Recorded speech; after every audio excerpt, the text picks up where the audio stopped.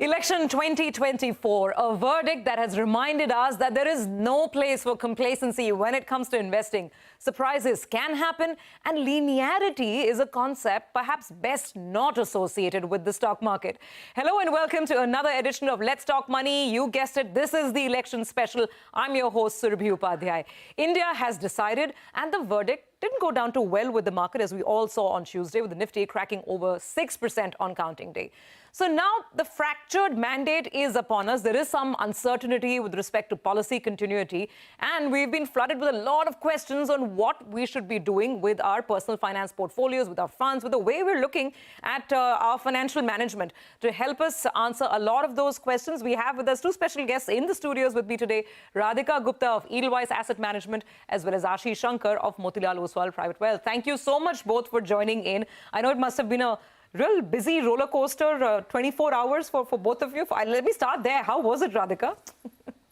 It was a busy 24 hours, although I think you folks in the media probably had it a little busier, because at least for us, markets end at 3:30. But I think having done this for almost 20 years, this is the reality of capital markets. This is the reality of events, and it's a constant reminder, I think, that India is a very diverse country and a democratic country, and a lot of different things can happen, not all of which we can predict. So markets humble us, and we need to constantly be prepared for events and to be humbled. Absolutely. Ashish, when, things were falling yesterday, 1,000 points, 1,500 points, I don't know, were you getting a lot of calls? Typically in the past experiences, all the dips were bought. Yeah. Was it different this time? So, like she said, the last 3-4 days have been extremely exciting. And it just tells you one thing, predicting markets, weather, and elections is extremely difficult, right? So I think one should refrain from doing that. Yesterday, I think people were really, first of all, surprised at the results and the way the markets fell. So there was not too much activity. I mean, there were some people waiting on the sidelines who took the opportunity to buy and load up on equities. But generally, it was a day of less activity. I guess people want the dust to settle in, and over the next couple of days, we will get some clarity also on the government and the continuity of policies, etc., etc. I think post that, people will decide what to do on their portfolios. Okay, fair enough. Now, the objective of the next 20 minutes is to try and answer a lot of questions. Also, give people some advice on the kind of mutual funds that are must-haves in their portfolio. And I know, we've been speaking over the years with both of you, and it is about individual asset allocation, right? But before we get to all of that, I want your thoughts on a broader question. Now, what is real is that we have probably a coalition government coming back to the center, maybe not with as decisive and a clear mandate as before. Does this mean that the market's texture and fabric will change? Because post-COVID, we've had one kind of market, with one kind of government ruling at the center. Are we in for a new market altogether? What do you think, Radhika? Potentially, although it is early to tell. And I don't like extreme opinions. So it's not that old is going, it's not black and white.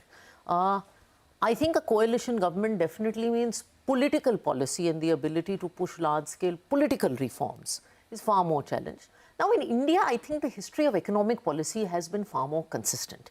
If you look at between UPA and NDA, many policies that started perhaps as UPA policies, I take GST, I take IBC, they've been carried over.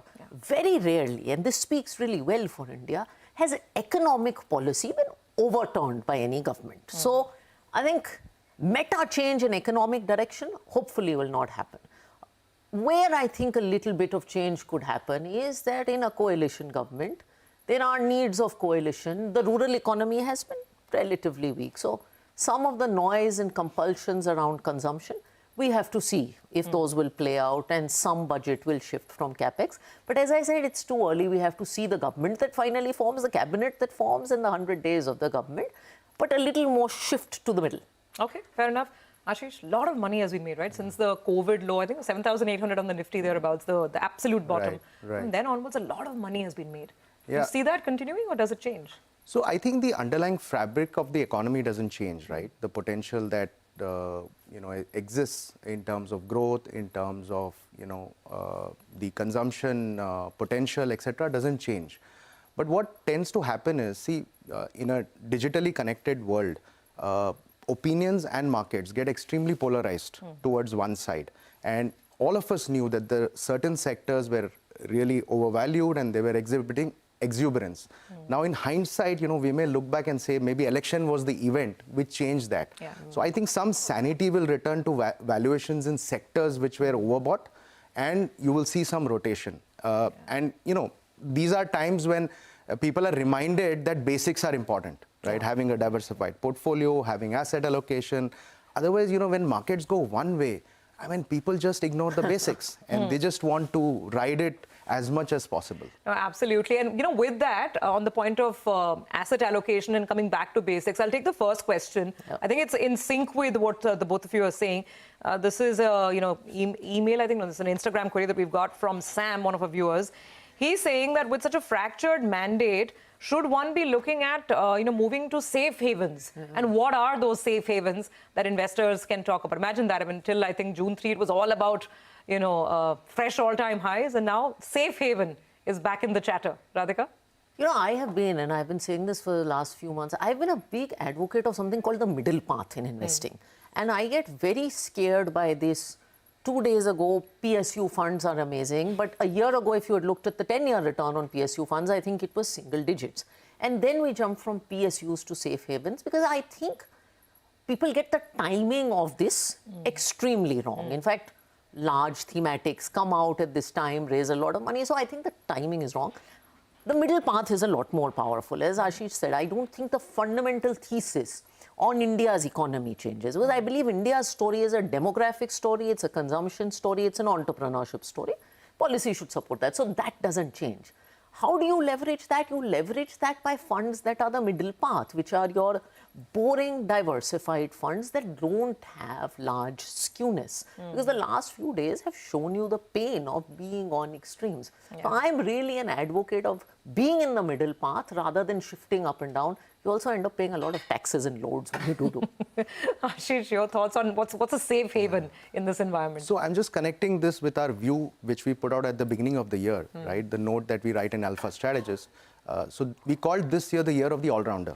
Yeah, I remember that. Where we believe that given the event-heavy year that we have ahead of us, you should be allocated in different asset classes, right? So multi-asset funds is something that everybody should have in their portfolio. Okay. And there is even more case for multi-asset funds because the taxation on debt funds has changed.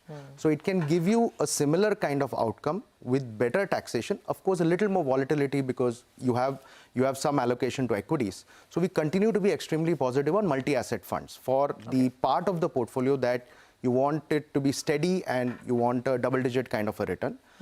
As far as equities are concerned, we had put out a view that sometime back that you should probably be more allocated towards large cap funds and flexi cap funds because large cap funds give you the stability and the flexi cap funds, the fund manager has the flexibility to move across market caps depending on valuations. He or she may see, and secondly, pre-elections we had put out a note saying that from here on, whatever portfolio you want to build around equities, you should probably stagger it over the next 6 to 12 months, given where valuations are and given that you also have another big event coming your way sometime in October, November, which is the US elections and which sets the tone for the rest of the world. So I think multi-asset funds, some allocation in asset classes like gold, and if you want to do equity, then flexi cap and large cap funds are probably a better bet going forward. The way to go. In a staggered manner. Just remind us about the taxation benefits of multi-asset. Will they always enjoy equity taxation or is it, So the multi-asset funds now enjoy the erstwhile debt taxation. Okay. Which is if you keep it for more than 3 years, then you get indexation and you're taxed 20% on the post-index gain. So the effective taxation could come to around 7-8%. So they are a much better bet for people who want to do asset allocation in their portfolios through mutual funds than the erstwhile debt funds where you will end up paying full marginal tax going forward. Okay, I think that's a great point and a great example. I mean, that could be one place, a safe haven, or basically an area that could provide some stability and support to your portfolio. Okay, now the debate around thematics is not over. In fact, it's not even started, and I'll tell you why, because we have a question coming up on this. I think we have Mr. Jagdish Kumar with us on the phone line, and I believe his question is on thematic investing. Mr. Kumar, welcome to the show. Thank you for joining us. Tell us, what's your question? Hi, this is Jagdish Kumar. I'm from Patna. And I was wondering whether I should start selling my defense stocks that I've procured over the last month, considering the current mandate and the recent rout in the past 2 days in all the defense stocks. I think that's not just Mr. Kumar's question. Thanks for the question, sir. But I don't think it's only his question. It's probably the question of half the viewers, because everybody was, loading up on these stocks. And if you weren't buying them, you were feeling foolish, and then you've bought them. And now there's this big reversal, big dilemma. So I think one of the mistakes that happens in this market is between thematic funds and niche thematic funds or stocks, plus allocating to funds that have done well in the last year. And if they've done well in the last year, they're likely to be loaded up on some of these. You actually are not that diversified. And I'm saying this because I think it's something for viewers to keep in mind and think of genuine diversification.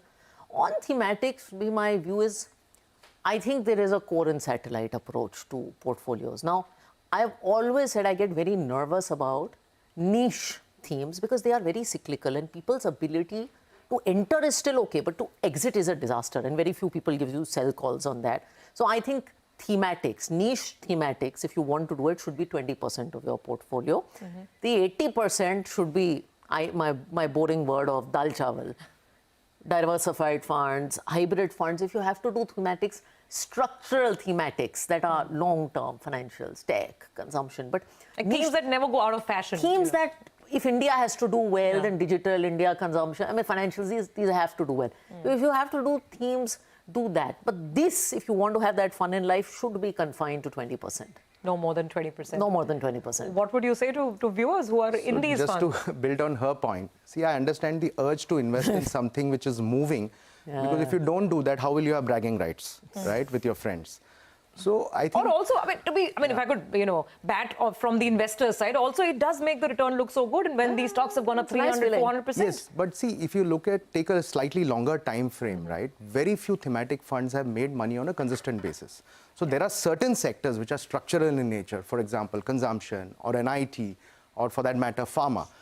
They have delivered value, but there are periods where even they go through extreme underperformance. So I think, see, 20-25% of your portfolio where you're trying to apply your intellect and trying to catch the moving sectors is fine, but I don't think you should do it with a large section of your portfolio. And coming back to this gentleman's specific query point on defense stocks, look, funds, first of all, I don't know the rationale on which he or she bought the stock, right, in the first place.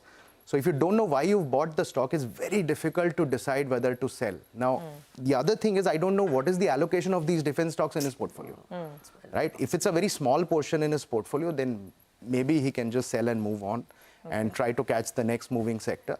But if it's a large part of the portfolio, then there is a very strong case for him to sell and diversify into certain broad-based themes or funds. Okay, so let me turn the question around for the larger sort of percentage of our viewers. Let's go with Radhika's rule, saying don't make thematics more than 20% in any case. Within that 20% allocation, would you still keep PSU funds or defense funds or these capex or sort of manufacturing sort of funds? See, I'm not a big fan of these themes because these themes tend to be extremely cyclical, right? They go through periods of extreme underperformance and they go through periods of extreme momentum, right? Which is very difficult to time. But themes like IT, consumption, healthcare, these are more structural, longer term in nature. And generally, if you pick up, let's say, 10 out of 20 companies in these sectors, right, they will all have ROEs greater than 15, 16%. So in terms of quality, there is no problem. But same thing, if you take a capital goods or a manufacturing theme and you take 15 out of 20 stocks in a bad time, their ROEs will be negative. Or they'll be low single digit. So your ability to make money consistently on a longer term basis. So this is for probably very professional investors who understand themes, who understand markets, stocks. Timing. Even their mutual funds is a great way to participate because instead of going and buying individual stocks, today you have thematic funds in every sector. Correct. So you can just pick up a fund and exit becomes simpler. Absolutely. Got it. So we do have to take a break on that note. But on the other side, I've managed to pin down Ashish to give us some names as well, fund names, because a lot of you are asking where to put fresh money to work. So we'll get to that in just a bit after the break.